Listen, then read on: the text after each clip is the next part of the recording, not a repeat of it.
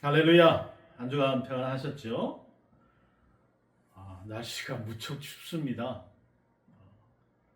지난주에 조금 따뜻하더니 강추위가 시작이 됐습니다. 여러분들 이 추위 잘 견디시고 또 주변 잘 살펴보시기 바랍니다.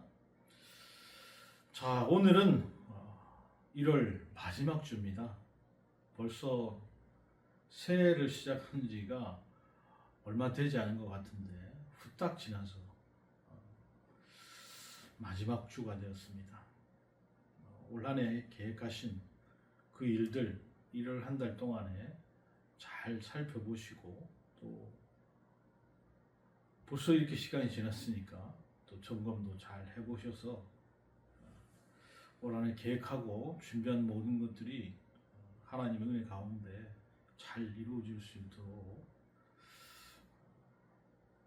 우리가 한번 생각해 봐야 되겠습니다. 자, 오늘은 마태복음 4장 1절에 11절의 말씀으로 세 가지 증명시험이라는 제목으로 여러분과 은혜를 나누고자 합니다. 자, 이 마태복음에 나오는 이 4장 1절의 말씀은 마가복음에도 나옵니다만 마가복음에는 길게 설명을 하지 않아요. 그냥 광야로 데리고 가서 시험을 했다. 이 내용만 나오지 구체적으로 어떤 시험의 내용인지는 얘기를 하지 않고 있죠. 근데 마태복음은 명확하게 그 내용들을 설명을 하고 있어요. 자, 그래서 오늘 그 세 가지를 한번 살펴볼 텐데 그 전에 제가 재밌는 얘기를 좀 해드리겠습니다. 어떤 아내가 한참 한자 성어를 배우면서 남편에게 은근히 칭찬을 들으려고 대화를 걸어봅니다.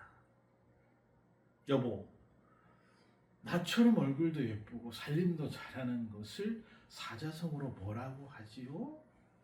당연히 아내 입장에서는 금상첨화다 이런 대답을 기대하고 있었겠지요. 그런데 남편이 두 번도 생각하지 않고 자신 있게 대답을 합니다.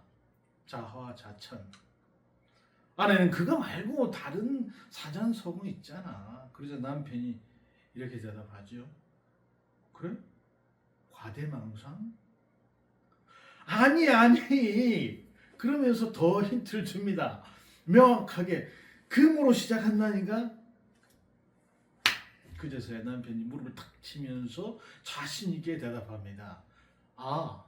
금시초문.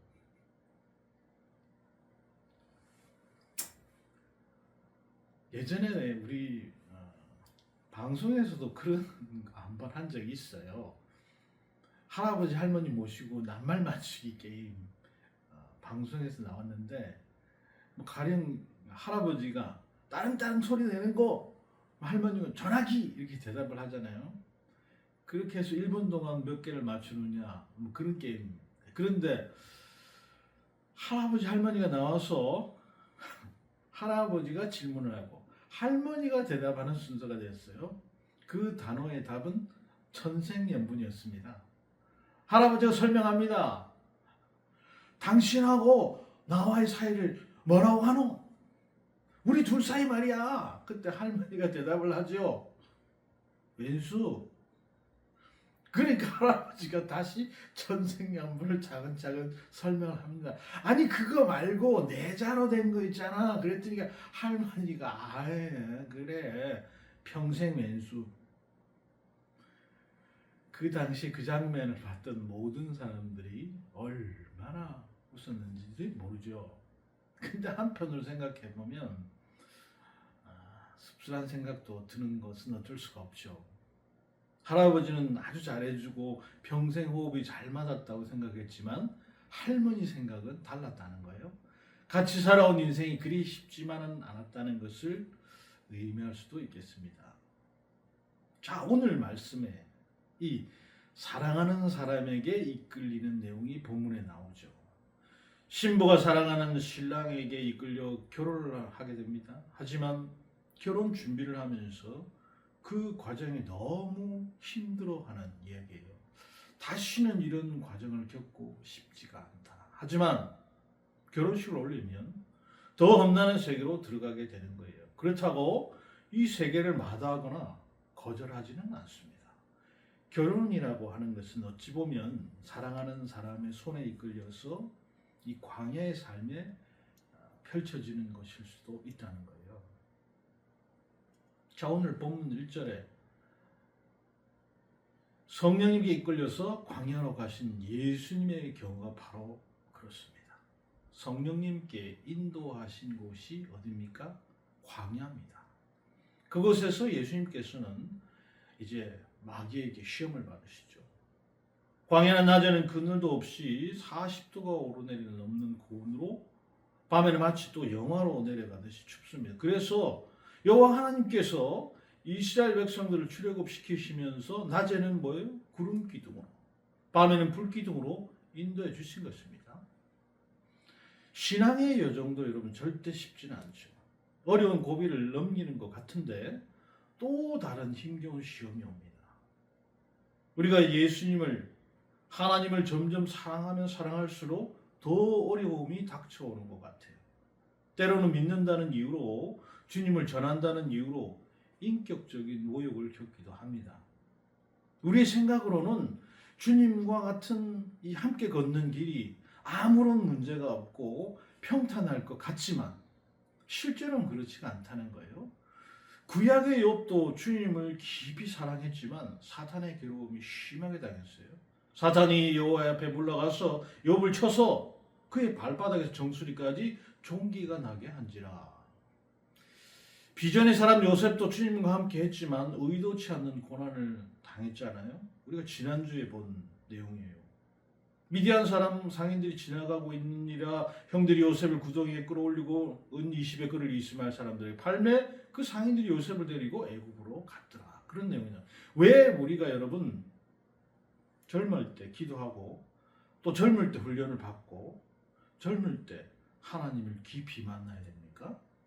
우리가 사랑하는 사람을 만나서 가는 길이 지금 걷는 길보다 2배, 3배, 5배, 10배 어렵다는 것을 알고 준비해야 되기 때문에 그렇습니다. 결혼하신 분들은 다 알 거예요. 왜냐하면 사랑하는 사람과 함께 걷기 때문에 혼자였을 때 즐기던 거, 쉽게 포기하던 거, 사고 싶으면 샀던 거, 내 스타일대로 즐기면 되었던 것을 공유하고 양보해야 되기 때문이죠. 예수님께서는 40일의 그 금식을 하신 후에 시험을 당하십니다. 그런데 먹을 것으로 시험을 당하세요. 이게 여러분, 이게 믿음의 싸움입니다. 음식으로는 하지 않겠지가 아니에요. 영적인 전쟁은 예측 가능한 게 아닙니다. 우리 가운데 끊임없이 찾아오고 지속될 수 있는 거예요. 사탄은 우리의 속을 너무나 잘 알고 있기 때문에 우리가 무엇에 약한지, 무엇으로 공격해야 이 사람이 무너질지를 잘 아는 겁니다. 그래서 그 부분을 향해서 계속해서 공격해 오는 거예요. 영적 전쟁은 바로 그런 거죠. 자, 오늘 사탄이 3가지 시험을 하나님께, 이 예수님께 내게 되는데요. 그 첫 번째 능력 시험입니다. 사탄은 끊임없이 우리를 시험하고 있어요. 그 시험은 능력 시험이라는 건데, 사람들이 세상에서 이렇게 살아야지, 이런 차, 이런 집 가지고 살아야지, 이 정도 물질은 가지고 있어야지, 이 정도 출세는 해야지, 수많은 이야기를 우리에게 던집니다. 그렇게 우리는 이 정체성의 싸움을 하는 거예요. 예수님께서는 어떤 정체성의 싸움을 당하셨는가? 사탄의 첫 번째 시험이 이렇게 얘기합니다. 내가 하나님의 아들이든 돌덩이가 떡덩이가 되게 만들라. 예수님의 존재론적 정체성에 대해서 의문을 가지면서 약을 올리는 거예요. 내가 하나님의 아들이라고? 내가 하나님의 아들이면 한번 증명해봐라. 완전히 예수님의 존재를 비참하게 만들죠. 예수님께 능력이 있으면 돌덩이로 떡덩이로 만들려고 하는 거예요. 정말 능력이 있다면 네가 그렇게 해봐라. 도전하는 거예요. 여러분은 언제 화가 나십니까? 여러분은 언제 복수하고 싶으십니까? 언제 여러분의 능력을 보여주고 싶으십니까? 이런 능력의 시험에 대한 말을 우리가 들었을 때 우리는 화가 나고 또 복수를 하고 싶고 우리의 능력을 보고 싶죠. 네가 뭐 할 줄 아는 게 있어? 네 그거 할 줄 알아?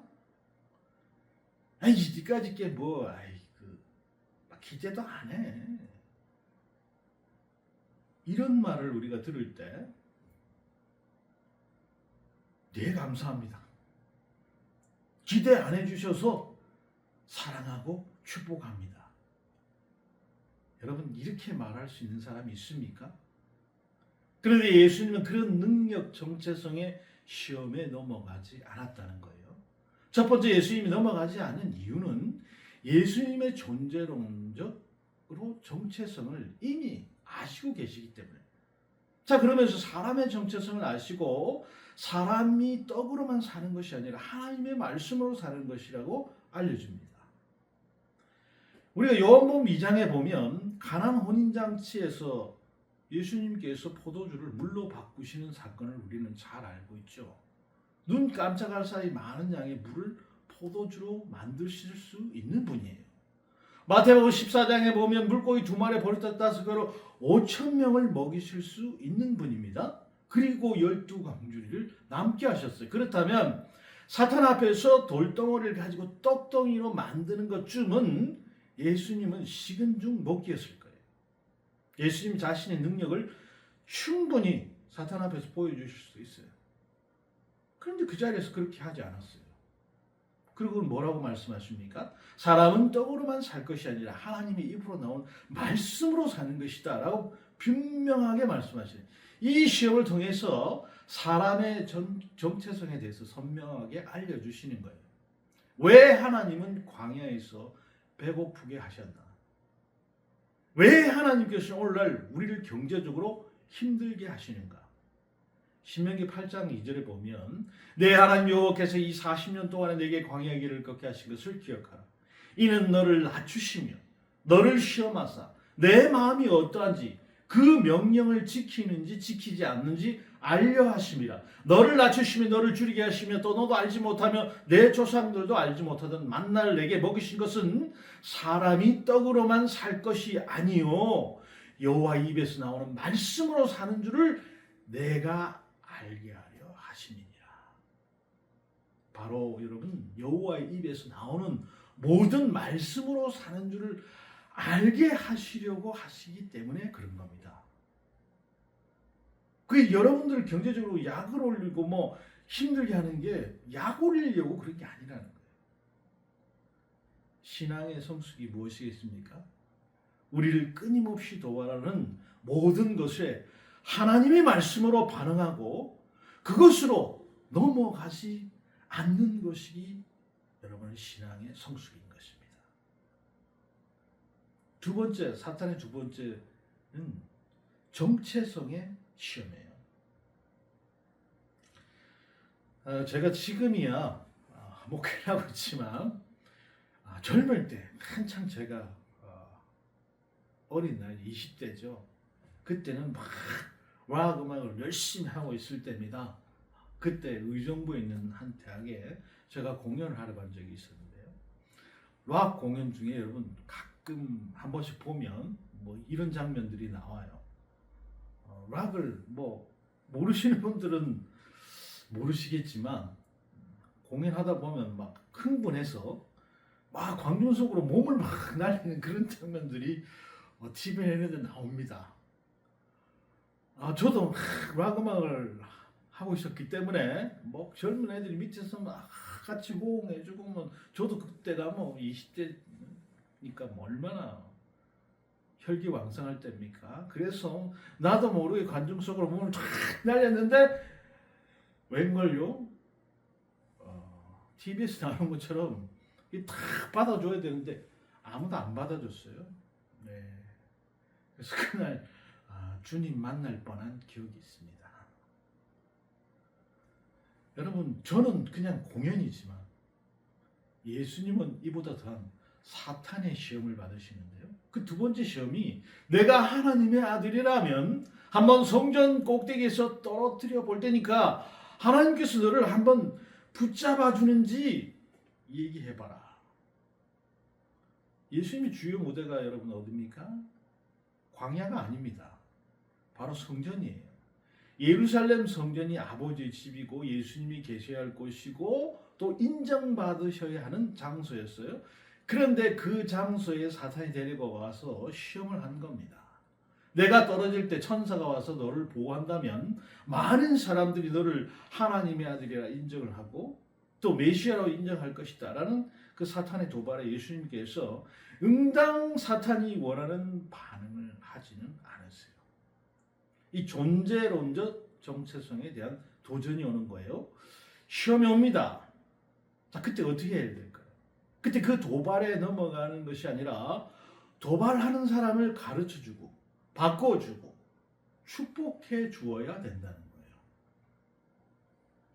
거예요. 어떤 목사님이 교회에 이제 새 가족으로 온 친구가 있었어요. 근데 갑자기 그 부모님이 찾아온 거예요. 새 가족 담당 교육자가 좀 이상하다고 생각해서 담임 목사님이 나갔어요. 근데 이 어머니께서 몸이 굉장히 아픈 분이셨다는 겁니다. 또 공교롭게도 이 어머니는 독실한 불교 신자예요. 아니 이 절에 잘 다니고 있는 애를 왜 이런데 자기 딸을 예배 드리게 할 수 있냐? 내 목살 가만두지 않겠다. 얼음장을 놓는 거예요. 근데 그 목사님 입장에서는 어떻게 되겠습니까? 제가 목사니까 교회에 데리고 와서 말씀으로 잘 가르쳐야 되지 않겠습니까? 라고 했더니 그래 네가 어린 양을 사랑하는 목자랑 같이 죽자 이러는 거예요. 그리고 각서도 쓰자라고 했는데 그 각서에 목사님이 이렇게 썼다는 거예요. 잘 지도해서 효도하고 정말 좋은 사람으로 키우겠습니다. 라고 적으니까 아니 이게 아니고 화를 막 불가지.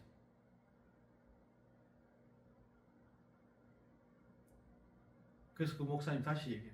제가 정말 잘 지도해서 부모님께 효도하도록 하겠다. 남편분이 잘 중재를 해서 집으로 돌아갔다는 거예요.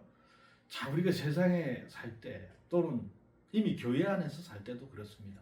이 교회 안에도 여러분들 우리는 다 죄인이잖아요. 죄인들이 모여있기 때문에 그렇게 신뢰할 사람들이 많지가 않아요.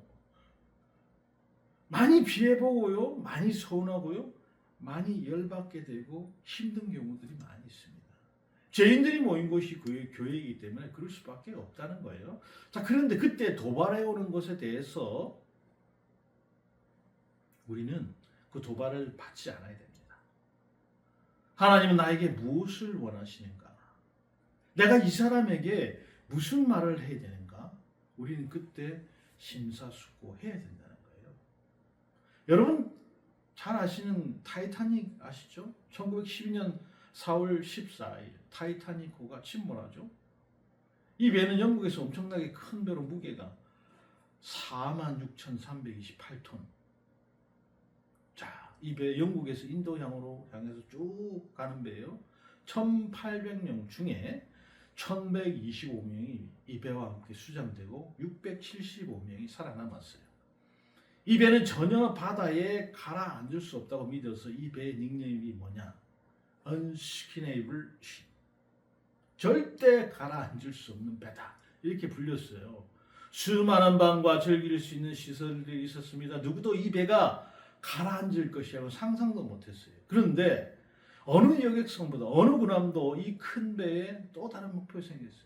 이렇게 크고 무거운데 세계에서 가장 빠른 배라는 명성을 얻고 싶어서 날짜보다도 더 급하게 출항을 한 겁니다. 근데 안타깝게도 급히 출항을 하다 보니까 이 시야를 관찰해야 되는 망원경이 든 사물함 키를 놓고 배를 출항시킨 거예요. 그렇게 앞을 제대로 보지 못하는 상황 속에서 빠른 속도로 질주를 합니다. 그런데 그렇게 가는 길에 아주 큰 병아가 그들의 앞을 가로막고 있었어요. 육안으로 발견했을 때는 이미 늦었어요. 심지어 제대로 피하지 못해서 이게 측면이 부딪혀서 반토막이 나서 바다에 가라앉았어요. 오히려 정면으로 부딪혔으면 그냥 앞쪽만 깨지고 말았을 텐데 이게 측면을 깨지니까 그냥 배가 반으로 갈라져서 가라앉은 거예요. 여러분, 배의 정체성은 사람과 또 기타 물건들을 바다 위에서 안전하게 이동해 주는 수단이잖아요. 누구도 넘보지 못할 배로 만들겠다는 인간의 허영심이 사고를 불러온 아주 큰 사건입니다. 하나님께서 저와 여러분 한 사람 한 사람을 존귀하게 지으셨어요. 우리는 그 정체성을 알아야 됩니다. 자신의 소명이 무엇인지 알아야 된다는 거예요. 자신에게 주어진 평생의 사명이 무엇인지 우리는 발견해야 됩니다. 이 땅에 이루어야 할 비전이 무엇인지 우리는 파악해야 돼요.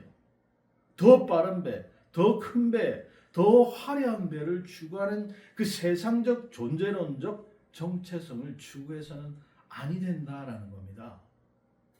주님 안에서 스스로 나를 바라보고 해석해야 한다는 거예요. 그래야 참 행복과 평안을 누릴 수 있게 된다는 것입니다. 예수님께서는 그 자리에서 자기를 드러내지 않으셨어요. 어떠한 변호도 하지 않으십니다. 그리고는 사탄을 향해서 호통을 치시죠. 하나님을 시험하지 말라. 여러분, 우리도 이렇게 할 수 있어야 되는 거죠. 사람의 정체성을 드러내신 이후에 하나님의 정체성을 드러내십니다. 하나님은 시험의 대상이 아님을 강력하게 나타내시는 거죠. 우리는 어떻습니까? 세상을 살면서 얼마나 많은 말과 또 격분의 공격들이 들어옵니까? 그때 우리는 이 말을 기억해야 되는 것이죠. 내가 하나님을 시험할 수 없다. 그 시험에서 승리하는 여러분 되시기를 주님의 이름으로 축복합니다.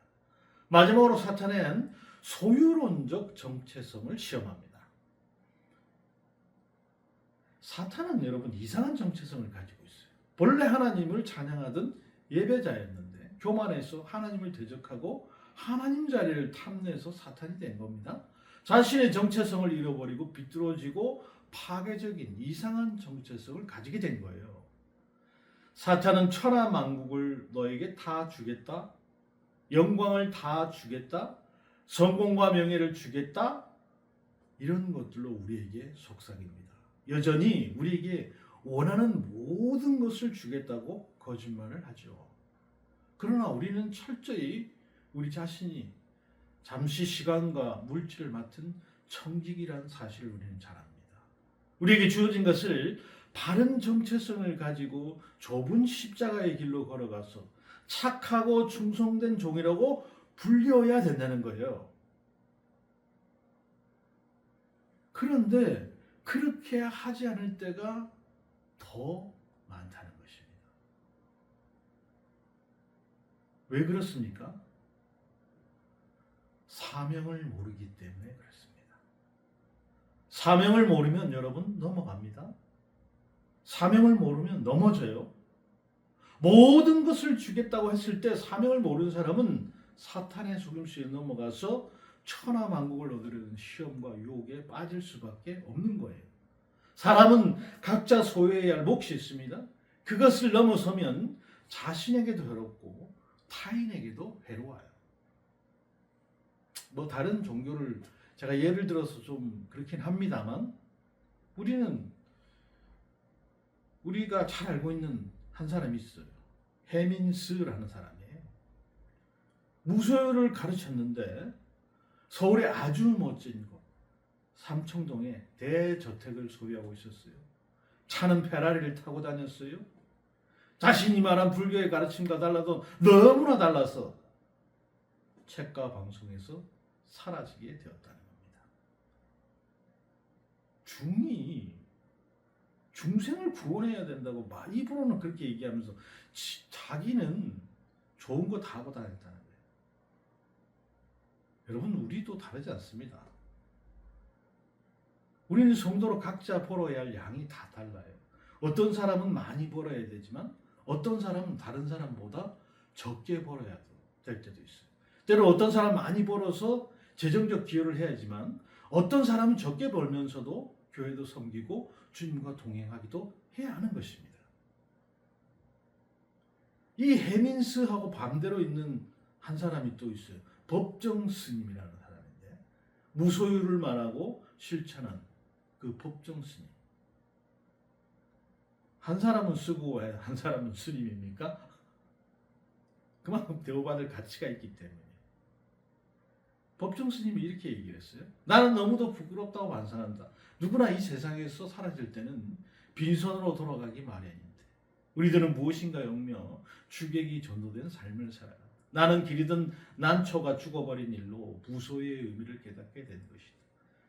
나는 우리들의 소유관념이 우리들의 눈을 멀게 한다고 충고한다.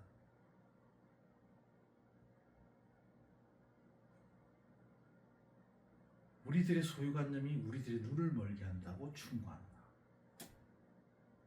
저도 요즘 이런 얘기들을 많이 듣습니다.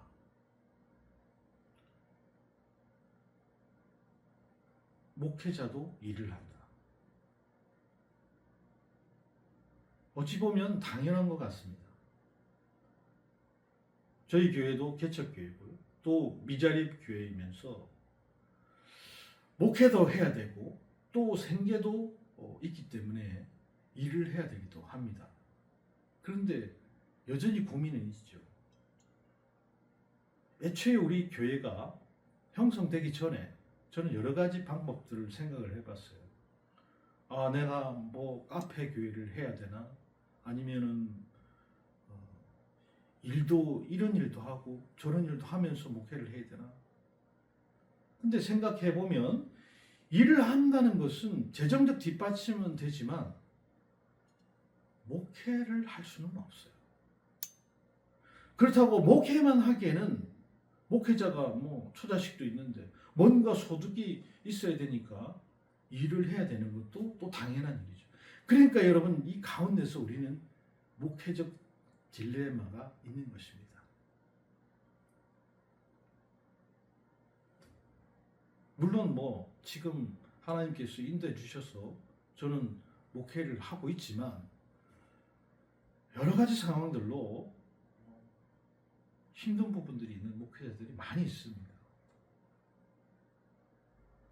자, 목회자도 이런 딜레마가 있는데 성도들은 이런 딜레마가 없을까요? 세상에서 돈을 버는 것이 당연한 문제가 될 수 없습니다. 그런데 너무 돈만 벌고 새벽 기도나 교회 섬김이나 특별히 주일 예배를 온전히 드리는 것이 벅차다고 한다면 우리는 한번 생각해 봐야 되죠. 결국 우리는 끊임없이 정체성 시험에 빠집니다. 이런 시험에 우리가 빠지지 않기 위해서는 바로 이 증명을 넘어서 사명에 초점을 맞추어야 된다는 거예요. 자, 결론적으로 오늘 말씀에서 사탄이 예수님 시험하실 때 반복해서 던진 말이 있습니다. 내가 만일 하나님의 아들이거든 이라는 거예요. 이 시험의 핵심은 능력이 아니라 정체성에 대한 증명에 대한 요구였어요. 돌을 떡으로 만들어라. 성전 꼭대기에서 뛰어내려라. 세상의 영광을 취하라. 이 모든 요구는 내가 누구인지 보여봐라 라고 하는 유혹이죠. 그러나 예수님은 단 한 번도 자신을 증명하려고 하지 않았어요. 예수님은 이미 세례 때 이는 내 사랑하는 아들이라는 선언을 받으시고 그 정체성은 시험을 통해서 입증될 필요가 없는 것입니다. 예수님은 증명 대신에 말씀에 머무시고 시험 대신에 사명을 선택하신 거예요. 만약에 예수님이 증명에 반응을 하셨다고 하면 그 순간 사명은 흔들렸을 거예요. 십자가로 가야 할 메시아가 자신의 권능을 과시하는 메시아로 바뀌었을 것입니다. 그러나 예수님은 사탄의 질문에 대답하지 않고 하나님의 뜻과 말씀으로 사명의 방향을 끝까지 지켜내셨다는 거예요. 사랑하는 예수님의 성도 여러분, 우리 신앙도 종종 내가 정말 하나님의 자녀라면? 이라고 하는 질문 앞에 서게 되는 거예요. 정체성을 시험받는다는 겁니다. 사람들에게 또는 상황에게 심지어 스스로에게 증명하고 싶을 때가 있어요. 그러나 신앙은 증명으로 완성되지 않습니다. 신앙은 사명을 붙들 때 성숙해지는 거예요. 하나님 우리가 끊임없이 자신을 입증하기를 원하시는 분이 아니라 이미 주신 그 정체성을 믿고 맡겨진 자리에서 사명으로 살아내기를 원하신다는 거예요. 오늘 우리는 증명을 요구하는 그 유혹 앞에 멈출 것인지 아니면 예수님처럼 말씀 붙들고 사명의 길로 나아갈 것인지를 선택해야 됩니다. 사랑하는 우리 예수님의 교회 성도 여러분들은 증명을 넘어서 사명으로 보여주는 신앙이 아니라 살아내는 신앙으로 살아나가시는 우리 모든 예수님의 교회 성도들이 다 되시기를 주님의 이름으로 축복합니다. 주님만 내 빛이 되시는, 주님만 내 친구 되시는 광야, 주님 손 놓고는 단 하루도 살 수 없는 곳, 광야, 광야. 주께서 나를 사용하시려, 나를 더 정결케 하시려, 나를 택하여 보내신 그곳 광야. 성령이 내 영을 다시 태어나게 하는 곳, 광야, 광야에 서 있네.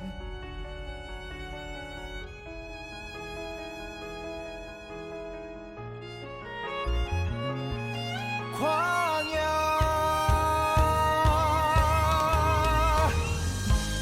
주께서 나를 사용하시려, 나를 더 정결케 하시려, 나를 택하여 보내신 그곳 광야.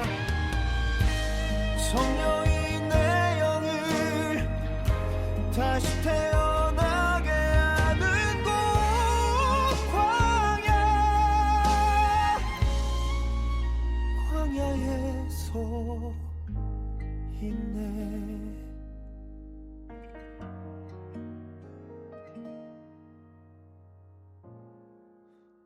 광야를 지